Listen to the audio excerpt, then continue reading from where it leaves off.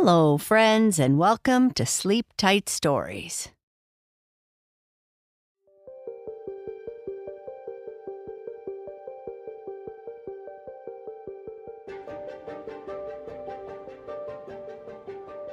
Red and the gang are looking for the answers to Dr. Hart's riddle.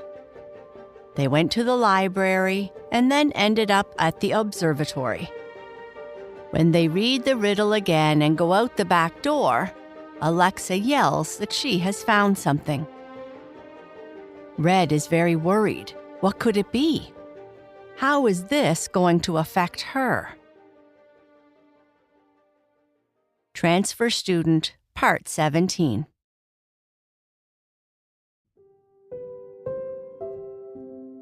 Everyone rushed over to where Alexa was kneeling, breathing heavier than necessary, excited that perhaps an end to the mystery might be at hand. Alexa was kneeling by a large old oak tree, its branches twisting and bending as they approached the sky. The ground beneath it looked slightly disturbed, as if someone had dug there long ago and the earth had never quite settled back into place. Red was nervous. She hadn't heard of anyone from Mars visiting or communicating with the people of Earth. It was strictly forbidden.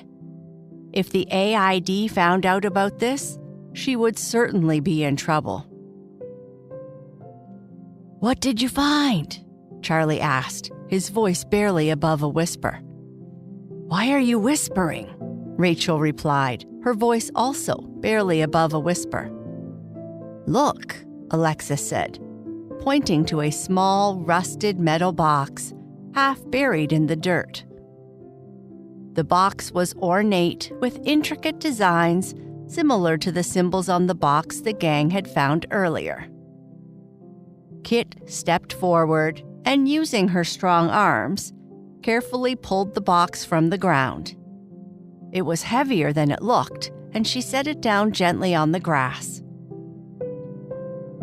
"Do you think this is it?" Rachel asked. "The proof Dr. Hart wrote about?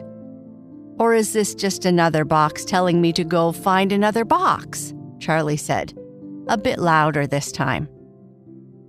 "Only one way to find out," Alexa said, producing a small pocket knife to pry open the rusty latch. With some effort, the latch gave way and the lid creaked open. Red wanted to close her eyes.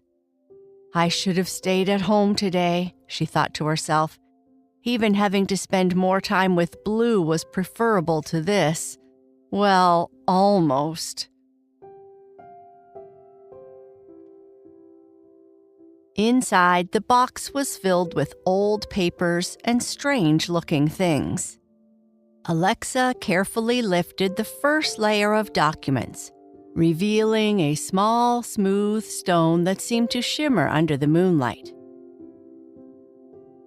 "I don't think I have seen a rock like this before," she said, still whispering.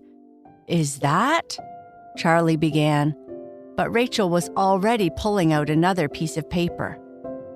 It was an old, faded photograph of Dr. Hart, standing beside her telescope, pointing towards the night sky. There was a handwritten note on the back. June 1912, the night they made contact. "This is cool," Rachel whispered. "It's like she was documenting everything." "Look at this," Kurt said, holding up a small metallic object that looked like a piece of machinery.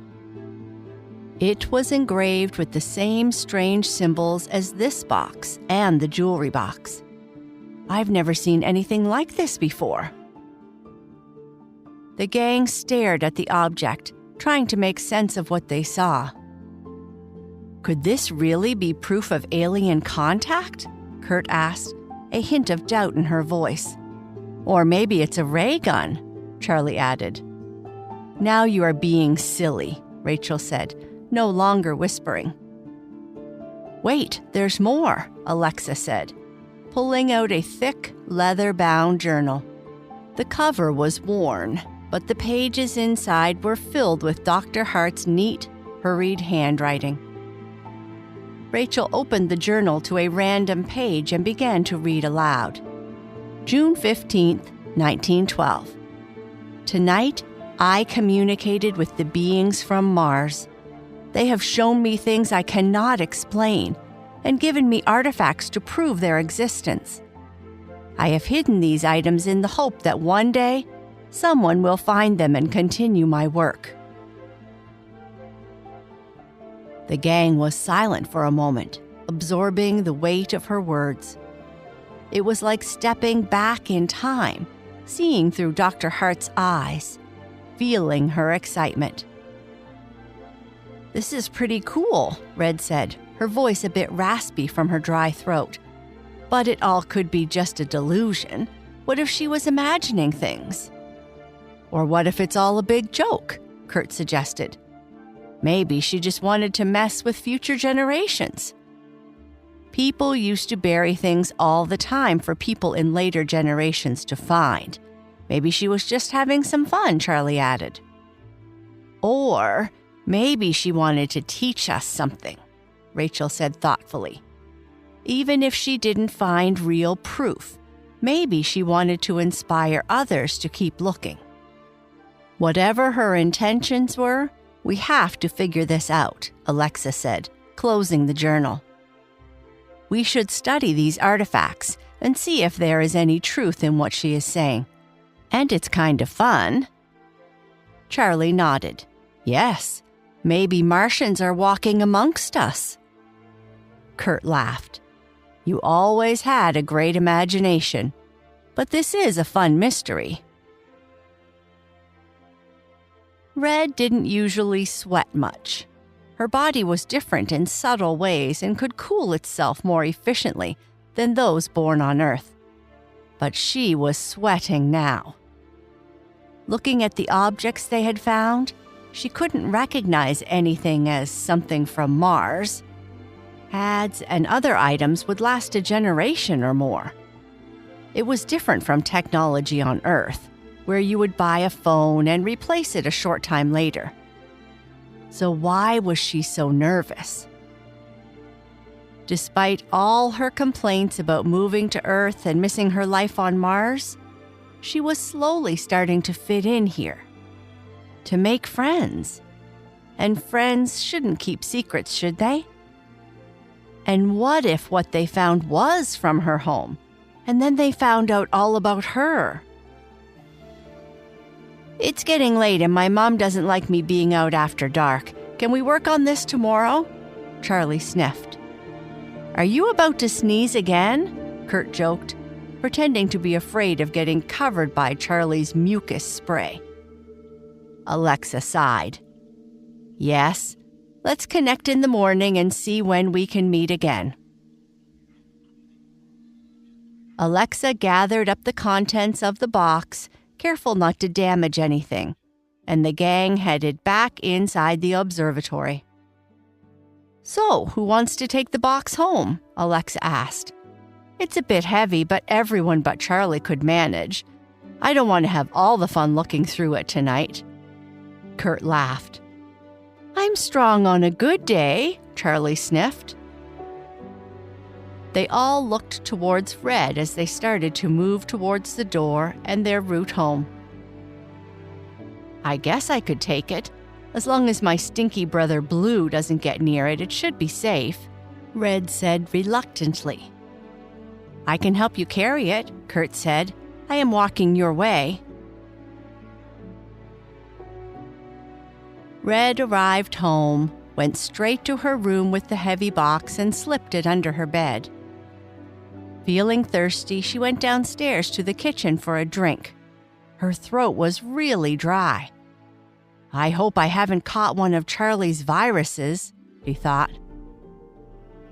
You were out late tonight, Red. Blue has already gone to bed, though I am sure he will be awake for some time reading those science books he likes, her mother commented. We were over at the observatory and the walk home took longer than I thought, Red said after drinking water. Well, I am happy you have finally made friends here and are somewhat settled, her mother said with a yawn. I think I need to go to bed early myself. As her mother left the kitchen to go to bed, Red spoke hesitantly. Mom, do you have time to talk about the, mystery we are trying to solve? There are some journals and photos which are kind of strange. Red didn't really want to ask her mother to look at what was in the box, but she couldn't keep secrets from everyone. This was her mom. Sure, Red, but can it wait until morning? As they say here, I am really tuckered. Sure, Mom. I'm pretty tired myself.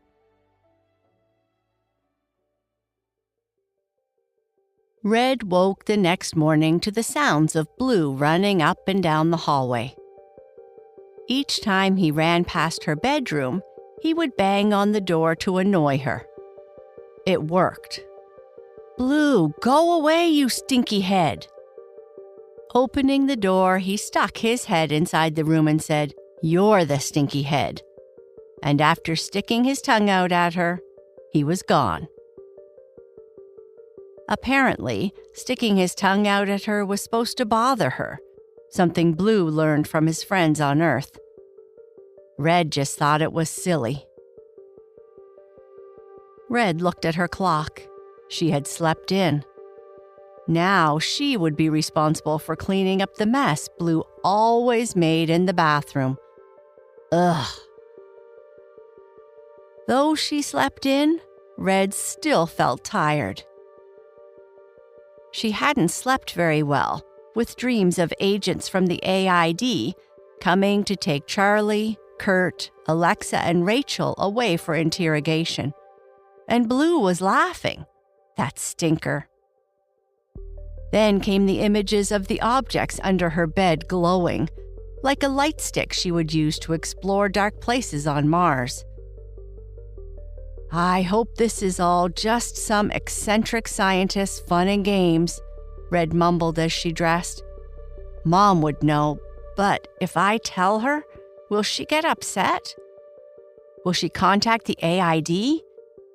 This seems too important to not share with her.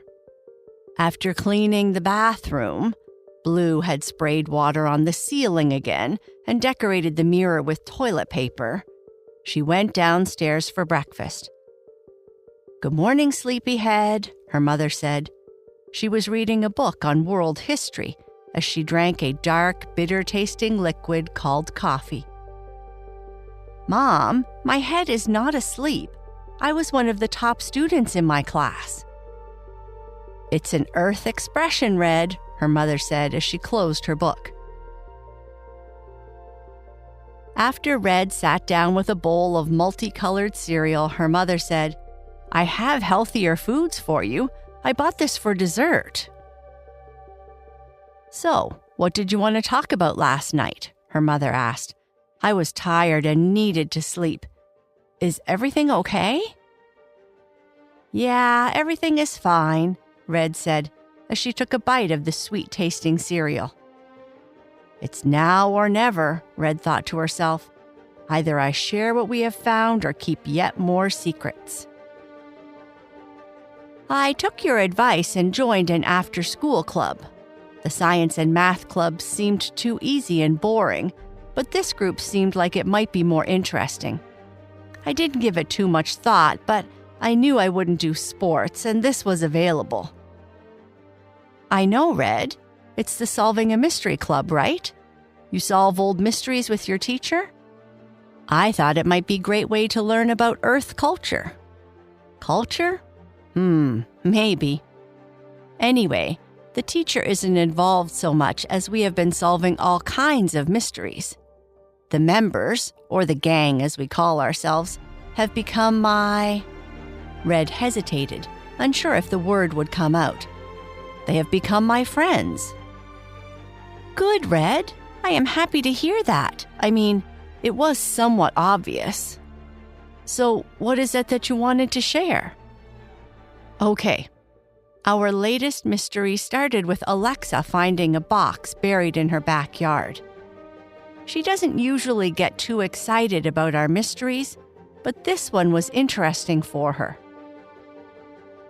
Is she the one I see on the bus who is always reading a big book and wears those cute glasses? No, that is Rachel. So, Alexa's father is digging holes in his backyard for some reason, and she found this box. It had this cryptic note inside, which we tried to solve yesterday.